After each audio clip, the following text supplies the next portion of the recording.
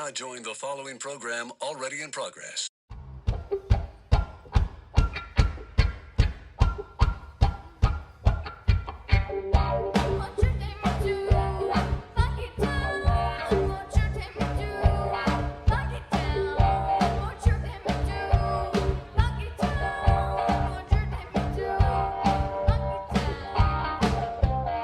Descended from the same family tree as Lancelot Link, Curious George, and the Space Monkeys of yore, a simple family rock band has dared to go where no band has gone before. In these pandemic times, we need Secret Monkey Weekend now more than ever. So without any further ado, settle into your favorite chair, call your neighbors, because it's time for the Secret Monkey Quarantine Half-Hour Show.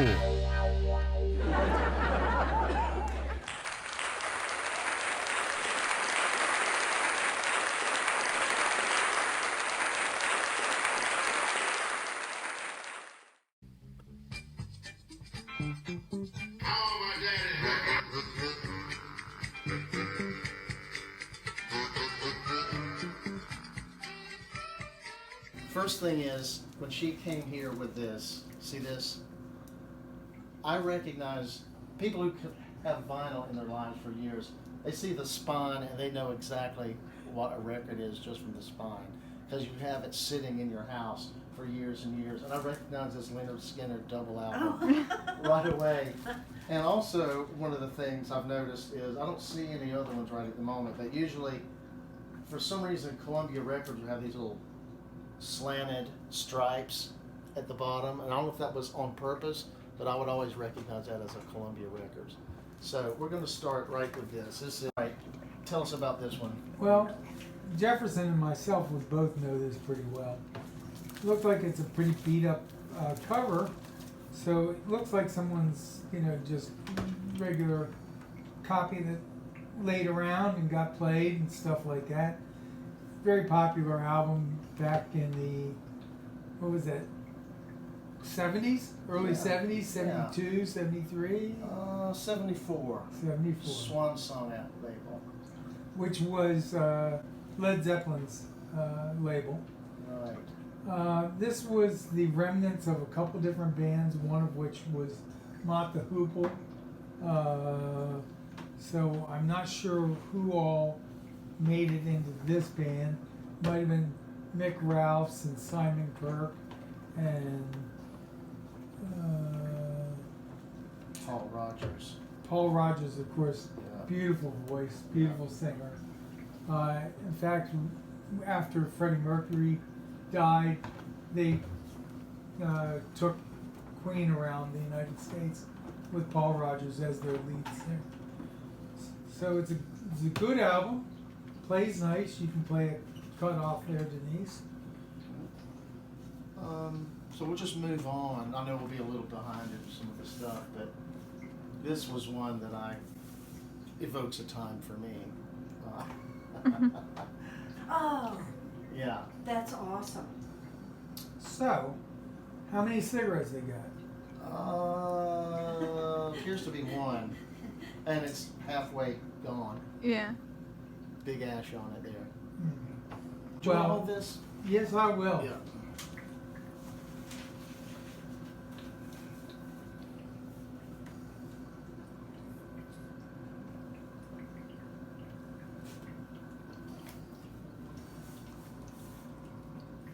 So you're talking about it? That's the I am. I mean, it's got everybody on it. A lot Yeah. of blues players.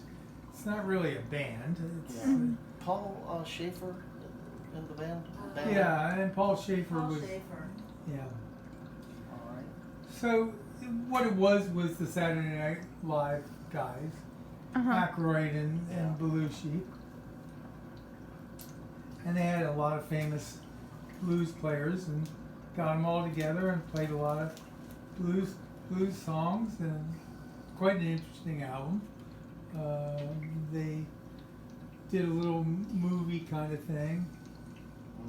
Did the movie come out after the album, or were they kind of Simultaneous, connected? I Yeah, guess. they were Yeah. connected. Yeah. My mom went to see that, and she rarely went to see movies, but she went to see something else, and she ended up going in the wrong theater, and she ended up loving that movie. That's hilarious.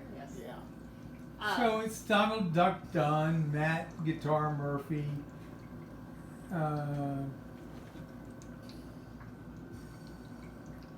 Tom Scott on tenor sax. Mm-hmm. He was the tenor sax of the 90s. Yeah, played with Joni Mitchell maybe. Sure. And one of them played the character Jolene Jake Blues, and the other was Elwood Blake, and that was Belushi and Ackroyd. Yeah. Our clock makes Oh. Oh, I was gonna say there's an actual bird in there. No, it's the clock. that's it. I'm not all that interested in this, so I want to move Okay. away from it. I'll trade with you. This, however, I'm definitely in favor of. This is Cheap Trick. Oh. So for those of you who like Cheap Trick, enjoy Cheap Trick, this is kind of a definitive live performance of theirs. Live at the Budokan, which was a theater in Japan. I think it may have been the one that Paul McCartney was going to play at before he got arrested for having his marijuana. And just a fine album. I think Cheap. that was sort of the first major airplay that I can remember. I mean, they had several Yeah. albums before that, but this exploded. That's a really big album. Yeah, this 76, 77, 78, 79. That was the era of this. It's kind of famous looking guitar. Yeah. Kind of a famous looking look, you know. Yeah. It was very They're odd posers. at the time, but now it's very common. Yeah. What was that? His look was very oddball at the time, but now it's like, you know, every band has somebody. Whose was this? Could have been his, could have been mine. Yeah, That yeah. was not mine. You were never a cheap. I would not There have was a bought lot of cheap. a Yeah. Cheap Trick. I No. loved it. It was really catchy I and poppy. want you to love me. Right. Want me. I need you to need me. Need you to need me. No. Anyway, this is Clarence Clearwater Revival. This is old stage stuff. Ooh. Yeah, I'm a big Creedence fan. Hey, Mom, don't you like Creedence? They were two brothers, one of which died earlier.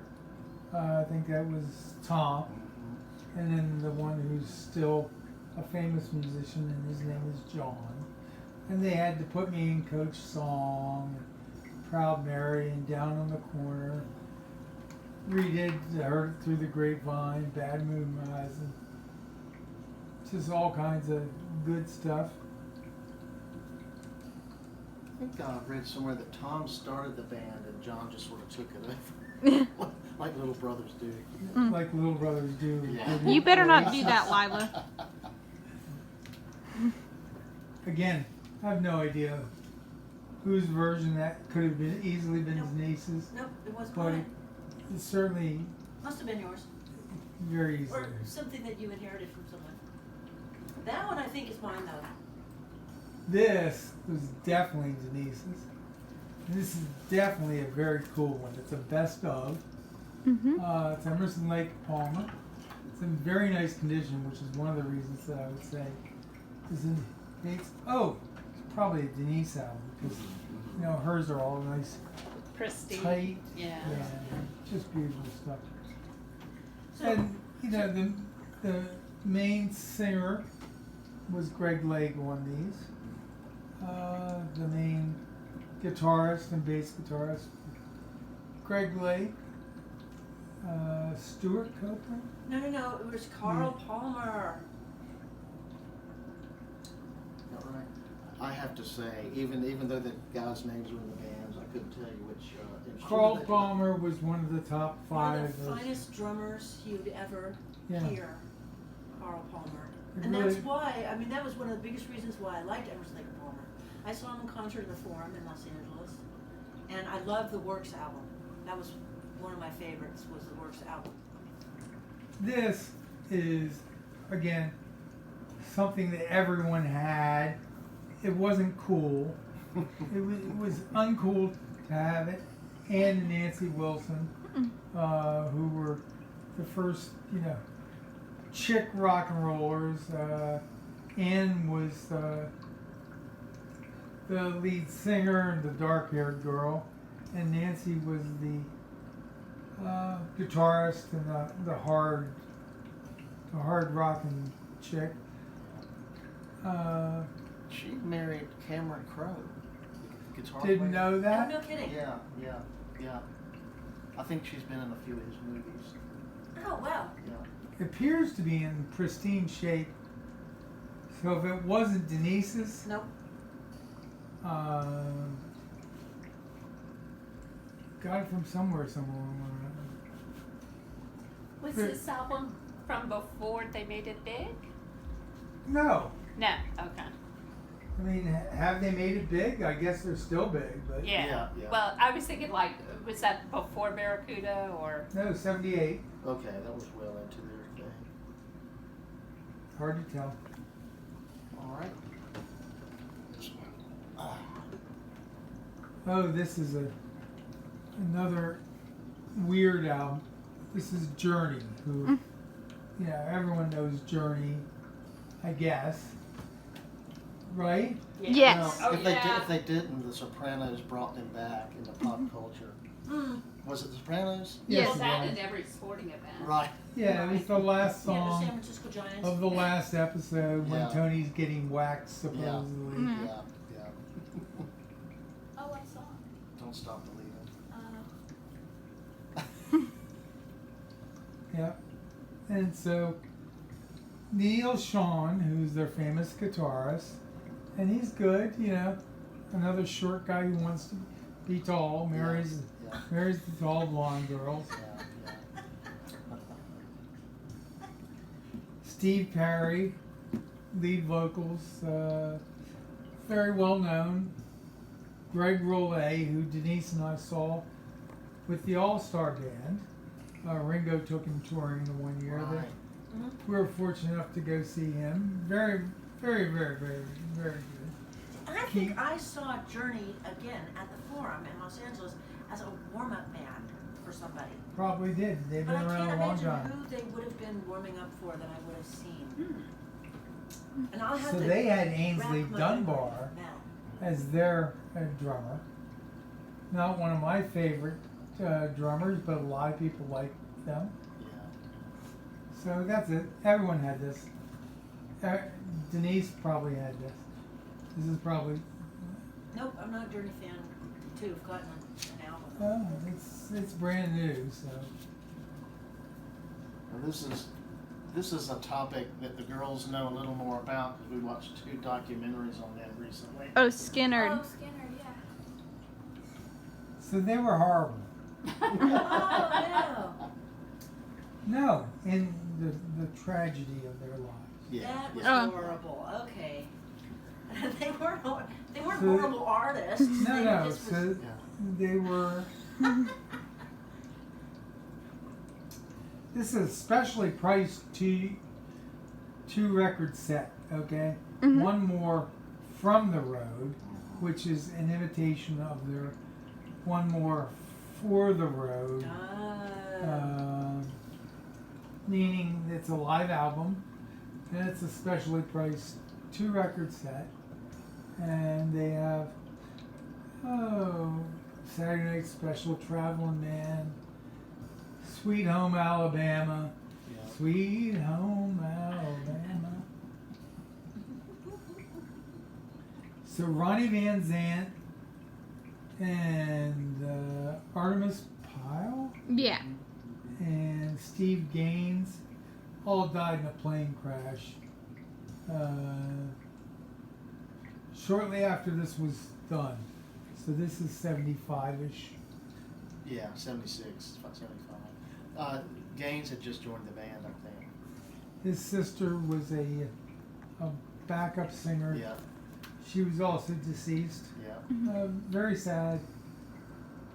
Obviously, Rossington brought the band back. Mm-hmm. And then Alan Collins had another car wreck, and he just couldn't play anymore. So Yeah. ah, So, don't know whose this was. tragedy from- Could have been anyone's. Everyone had it. yeah, everyone had it. was my first Skinner album, I think. I'm not aware of this one. This is although I know 2 of their songs. I can name you 2 of their songs. Love Hurts. Okay. Yeah. And Hair of the Dog. Hair of the Dog. Love Hurts. And neither one are on this, so we're gonna skip it. All right. Now this is a Executive decision there. Pennsylvania Boy. One of my favorite Pennsylvania artists. Oh my gosh. He's a beautiful man. I know you love him. And this is the Nas, which was his embryonic band from Philadelphia, Pennsylvania. He is friends with Roy Firestone, did a couple of live DVDs that we have over there that capture the interview that Roy Firestone did with him, and Alex and I were fortunate enough to be invited by them to go to see this, and just fabulous. Not Nas, Yeah. but see him Be in interviewed by Philadelphia by Roy. I didn't meet Todd, but I've seen Todd in person easily 10 times in my life. Isn't he a fairly tall guy? Very tall, Yeah. very long-limbed. Yeah. I've seen him once live. Yeah. I think, didn't we see him with Ringo's All-Star Band? Yes. Yeah. Absolutely. Yeah, in Baltimore. And I also he's like a producer. The way he made his bazillions of dollars Yeah. was he produced Meatloaf's "Bat Out of Hell." Okay? Really? Wow. Jeff will tell you, Yeah. this guy made all his money from that. Yeah.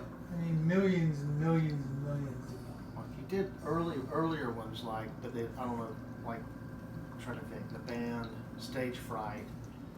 But I think Bat Out of Hell probably outsold them all. So, and I think Whatever. New York They- Dolls maybe. Yeah, they write into these contracts for these production things that they make a little bit of money if nothing happens, and they make a ton of money if something does. Mhm. And everyone had Bat Out of Hell. Everyone listened to Meatloaf. Everyone. Yeah. Well, they know all about Meatloaf because the people on Glee did some of the Bat Out of Hell songs, and Lila was a big fan of that for about a year. Now she's disowning it. Were you not listening? Hmm? Oh, well, I wanted to say we knew him better because we watched Rocky Horror. Oh, okay. So Well, okay. Well, that's even. I used to go to was it Saturday night or Friday night that they would play the Rocky Horror, the original one with Tim Curry. Probably Friday, I think. Well, I would think Saturday because there's a song called "Whatever Happened to Saturday Night." And they memorized different parts that they would shout out, and Yeah. jump in and throw different things. It was a weird and wild and wonderful. And this was 1975. Yeah. And they're still doing it. Yeah. Yep. Yeah. I just remember it being an excuse to drink a lot of beer. So there. I might edit out the Glee part because Lila gets really mad when I mention that. So I'm sorry. Yeah, we're We'll not. act like that never happened, okay? We're not talking about Glee. I never watched Glee on purpose because I didn't want to embarrass any of the people that would have fallen for that hucksterism. Yeah.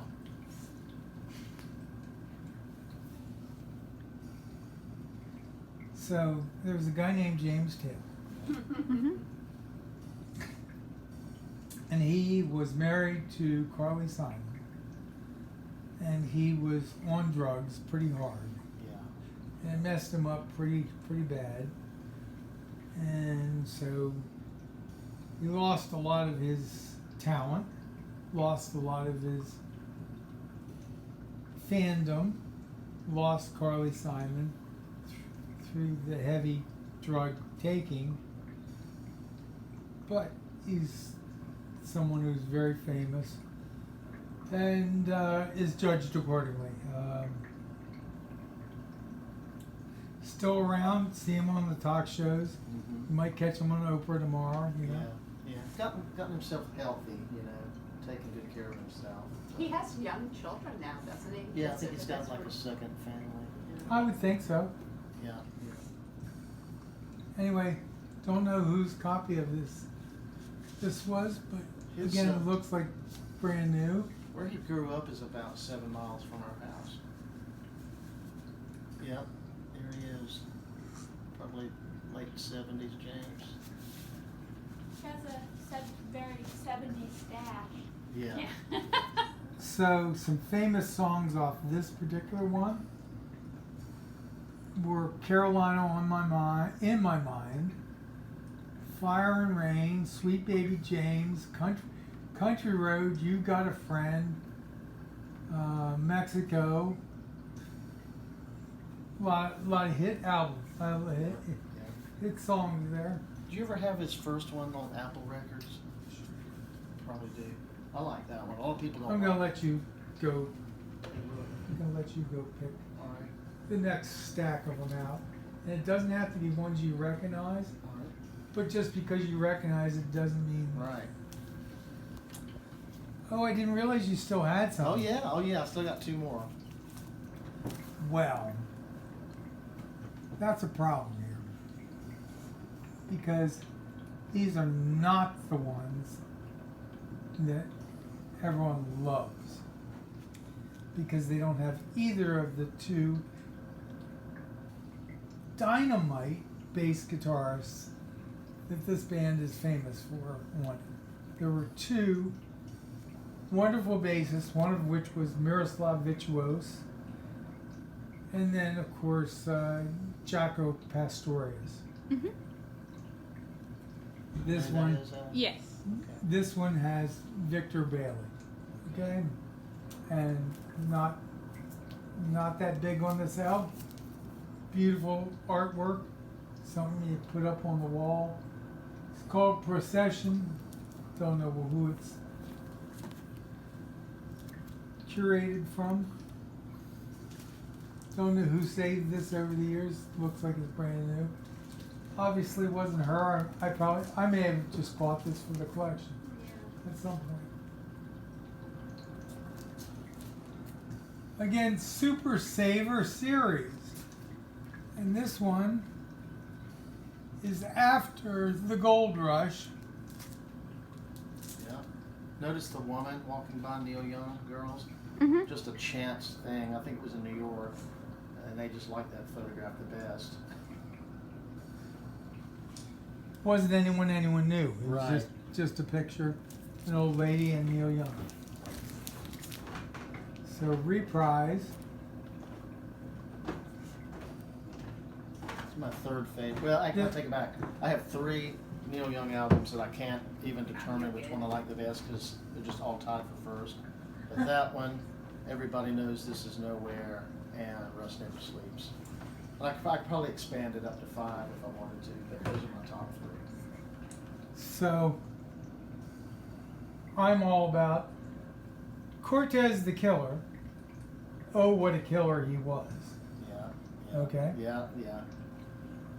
And this particular one is Southern Man, where he got his reputation of being the northern liberal Canadian that just wasn't part of the scene, okay? And why would anyone listen to this guy? Because he's fabulous. Yeah.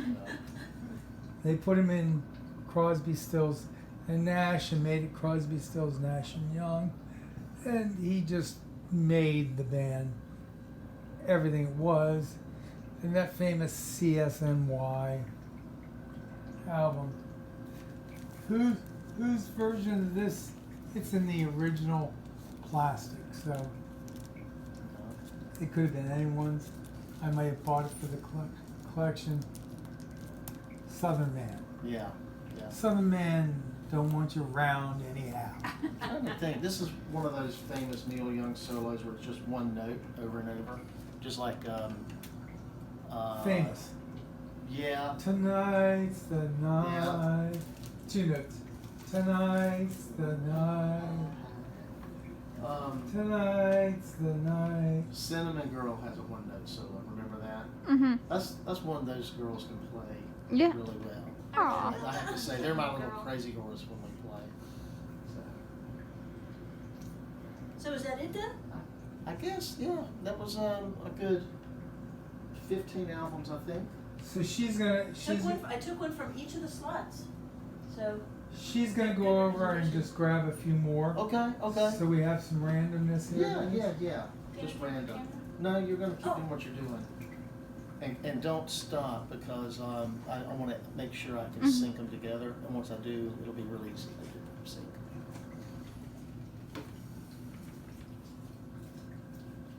okay, this one I'm getting just because I know that it's here. Hello, y'all. This is Weams here. It's spelled Williams. But it's pronounced Williams. My brother-in-law, who caught the game that I played second base against Brooks Robinson on, misspelled it as Weems Yeah. in titling of the recording of the document, so there's confusion there, but it's always Weams, Yeah. and that's that. It's just like it's spelled.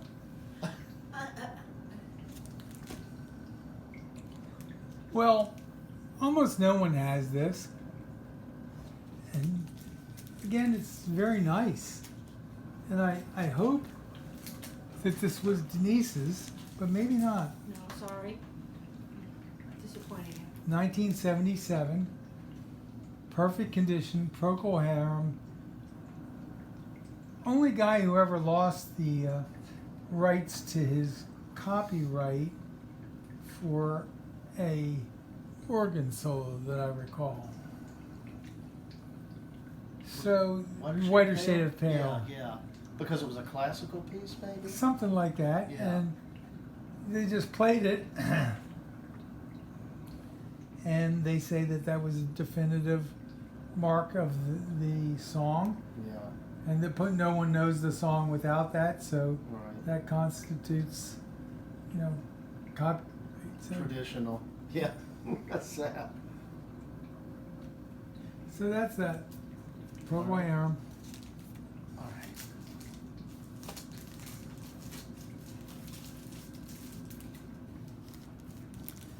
This is definitely Weems, but then again, it could be It's Denise. definitely me. She says it's her, but it is. It's in too good a condition for me, so she wins. Not necessarily. When you were young, But that like, isn't. That's got to be my favorite Genesis album. when you were like, Let's hear the Weams girl talk about wait, this. Yeah. Wait, he was going to ask a question. well, I was going to say, you not being able to tell whose it is, was there a time like from age 11 to 13 where you wrote your name on the album? Did you guys ever do that? I'm Either trying to one of think you? back. So we weren't allowed really to spend too much money on record albums when we were that age. And my sister got all of the albums. Okay. So she got like Tapestry and Karen Carpenter and we had some Herb Alpert and things like that when I was that age. Yeah.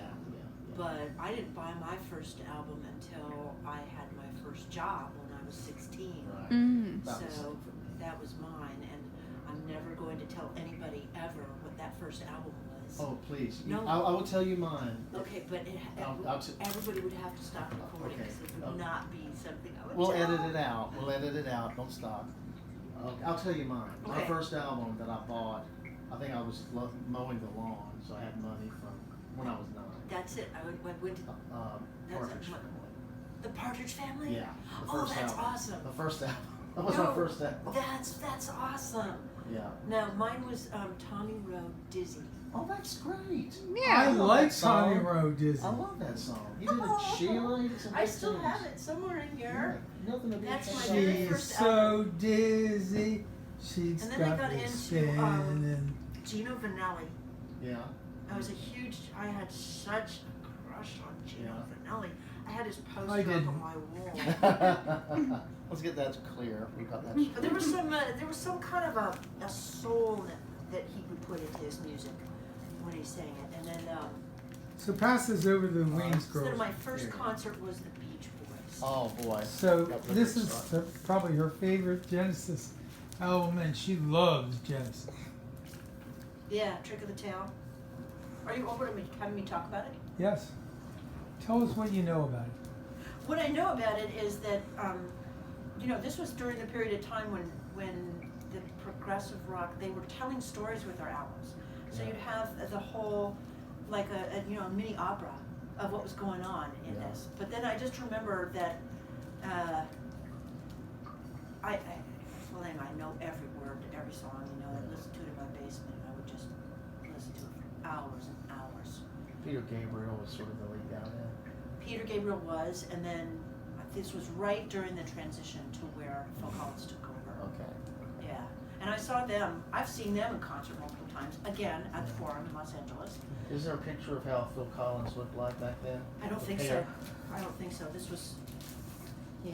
They didn't have. That wasn't what they were doing in here. It was all about, I see. what was going on with the Right. story that was being told. Right. So there's Robbery, Assault, and Battery. And Later on, Phil Collins became Swan. mega famous as a solo artist, and I think some critic described him as being like a Cabbage Patch Kid. Yes. Yeah, his whole, because of his round face, Yeah. perfect cabbage. That's Right. great. Right. That's great. Although, not very flattering to him, but Yeah. it didn't matter. He was one of the best drummers that you'd ever hear. And when you see them in concert, they had Phil Collins and who was the guy that would be with Phil Collins? Michael. Was Who's it the- Mike? Mike Rutherford. Yeah. No, the other drummer that would be up there with him. Well, there was two. Okay. There was Bill Bruford, who was one of my favorite drummers. Yes, of course. And then Chester Thompson. Chester Thompson, that's the one that I would see. And so then you'd have both of them up there, Yeah. and they'd be doing dueling drum solos with each other. Phenomenal stuff. Oh my gosh, it just sends me to another level. I don't know. There's nothing like a really good drummer. And Stuart Copeland is also one of my favorite drummers. Well, this is. This here? I think girls are very familiar with this one. So this is a Capitol Purple. Yeah.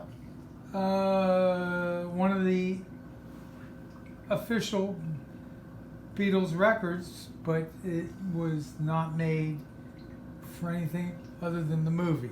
Yeah. So they made the movie Yellow Submarine. They made the companion album to go along with it, Yeah. and they allowed Ringo to sing it, Yeah. and that's that. I think my favorite song on this is "It's All Too Much," as far as songs from the movie that were not on other albums. You know what we watched the other day was that 2016 Ron Howard documentary. I watched about 10 Was it minutes 8 of it days a last week? night. Yeah. Yeah. Ah, you I was gotta watching watch that before we went to bed. Have you watched it before? Yeah. Yeah, we saw it in the theater. Saw it in the theater. Oh, yeah. did you? Yeah. Gosh, Yeah. that was And- awesome. The Shea Stadium remastered concert was tagged onto the end. And we can't get that. But it's like they apparently they can't sell it. The rights are not. Oh my gosh! Mm. But you saw it when you were in the theater. Yeah. Oh, it was the best thing I've Oh, ever I seen. can't imagine. Yeah. Because it was even stunning when you were seeing the shots of it. Then Yeah. he even remarked that. He said, the sound quality is so amazing that they were able to pull that out and clean up Yep. so much of the film and the video from people's home movies and stuff. Yeah. They really did a phenomenal job with it. Yeah. We just enjoyed that so much. And I don't know how we didn't even know about it. But we just stumbled It on it. came We were and looking went. through YouTube and we saw Wow. something. Yeah, it just came and went. Didn't stay very long. But yeah, we have a DVD of it too. I Did- think I even own a So, digital version. so the DVD doesn't have the Shea Stadium footage? No.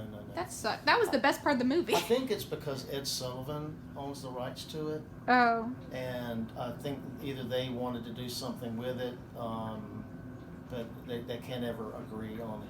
I think Apple wants it, but I think Ed Sullivan's family owns it. Well, that's too bad. Yeah. This, on the other hand, is not too bad.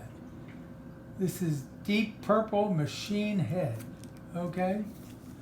So it's brand new, pristine condition. I want to say that it's Denise's, and she'll say, but it's not. It's not. It's not, sorry. And you have like a poster insert in there too? Which makes it worth more money Even when worth I more list money. it. If you can get those inserts, especially for Pink Floyd albums, when you get all the different stickers that they would send out, they would stick out. They had stickers and little booklets and then posters. And if you get those inside a really nice album cover and real good vinyl, man, it goes for a lot of money.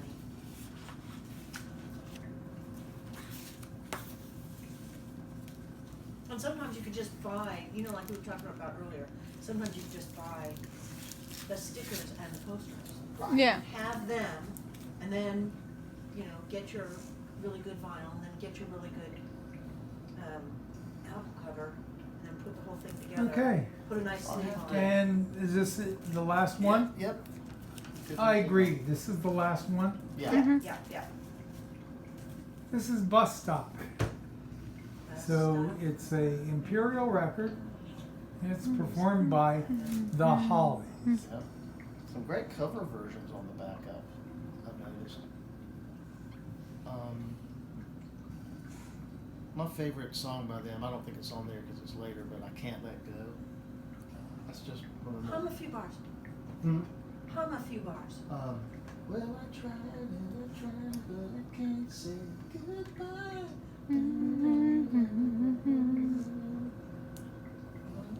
Doesn't sound familiar Have to you me. heard me? I can't let go. Is that pretty Well, close? Yeah.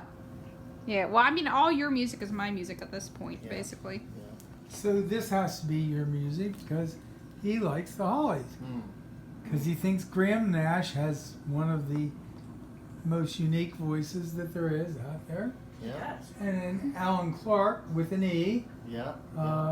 fit perfectly. Yeah. And we're missing so many of the different beautiful things that I've loved throughout my life with music. But the Hollies were a nice little band. Yeah.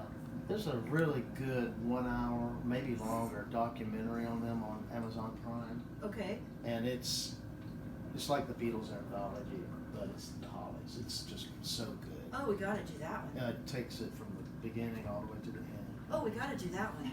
Yeah. Yeah. Oh, it's very entertaining.